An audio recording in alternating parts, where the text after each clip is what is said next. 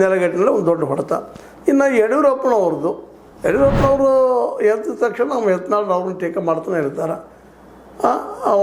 ಅವರು ಭ್ರಷ್ಟರಿದ್ದರು, ಮತ್ತೊಂದಿದ್ದರು, ಮುಗಿದಿದ್ರು, ಅವ್ರ ಮಗನೇ ಕೊಟ್ಟರು, ಮತ್ತೊಂದು ಬೆಳೆಸಲಿಲ್ಲ ಅಂತೇಳಿ. ಅದ್ರ ಜೊತೆ ಇನ್ನೊಂದಿಷ್ಟು ಕೆಲವರು BJPಯಲ್ಲಿ ಇದ್ದಾರೆ ಅವ್ರ ವಿರೋಧಿಗಳು.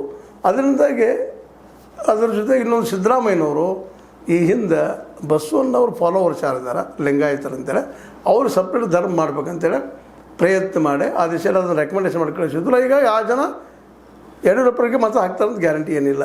ಹೀಗಾಗಿ ಅಲ್ಲೂ ಒಡಕಾಯಿತು. OBCಯಲ್ಲಿ ನಮ್ಮ ಇದರಲ್ಲೇ ಒಕ್ಕಲಿಗರಲ್ಲೂ ಒಡಕಾಯಿತು. ಇನ್ನು OBC ಅಂತ ಸಿದ್ದರಾಮಯ್ಯ ಹೇಳಿ ಕೂತ್ಬಿಟ್ಟಿದ್ದಾರೆ.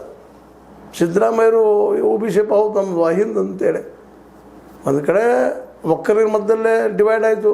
ಸೇಮ್ ಆಗಿದ್ದರಿಂದ ಹೌದು మనం ಸೇಮ್ ಮಾಡಿದ್ವಿ ನಿಮ್ಮ ಒಕ್ಕಲಿಗರನ್ನ ಅಂತ ಹೇಳ್ಕೊಳ್ಳಿಕ್ಕೆ. ಇನ್ನೊಂದು ಕಡೆಗೆ ಏನಪ್ಪ ಅಂತಂದ್ರೆ ಲಿಂಗಾಯತರಲ್ಲೇ ಸಿದ್ದರಾಮಯ್ಯ ಹಿಂದೆ ಮಾಡಿದಂಥ ಉಪಕಾರ ಇರೋದ್ರಿಂದ ಅನೇಕ ಇವತ್ತು ಲಿಂಗಾಯತ ಧರ್ಮದಲ್ಲಿ ಅದರಲ್ಲೂ ಬಸವಣ್ಣವರು ವಿಶ್ವಾಸಿಟ್ಟವರು ಅವ್ರು BJPಗೆ ಮತ ಹಾಕುವ ಸ್ಥಿತಿ ಒಳಗಿಲ್ಲ. ಅಲ್ಲಿಗೂ ಹೊಡೆದ್ರು. ಅಹಿಂದ ಮೂಮೆಂಟ್ ಮಾಡಿ ಹಿಂದುಳಿದವ್ರನ್ನ, ದಲಿತರನ್ನ ಮತ್ತು ಆದಿವಾಸಿಗಳನ್ನ ತಮ್ಮ ತೆಕ್ಕಿಗೆ ತೊಗೊಳ್ಳೋ ಪ್ರಯತ್ನ ಮಾಡಿಬಿಟ್ಟಾರೆ ಸಿದ್ದರಾಮಯ್ಯ ಜೊತೆಗೆ.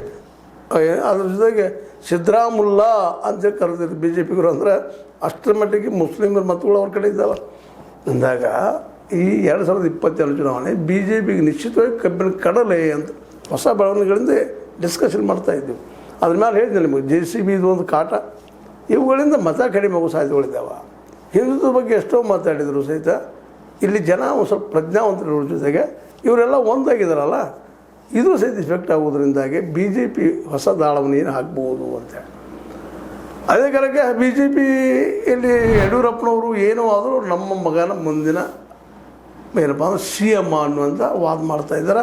ಅದೇ ಕಾರಣಕ್ಕೆ ದೇವೇಗೌಡ ಸಹಿತ ತಮ್ಮ ಮಗ HDK CM ಆಗೋ ಸಾಧ್ಯತೆಗಳದಾವತ್ತು ಅವ್ರು ಹೇಳ್ತಾಯಿದ್ದಾರೆ.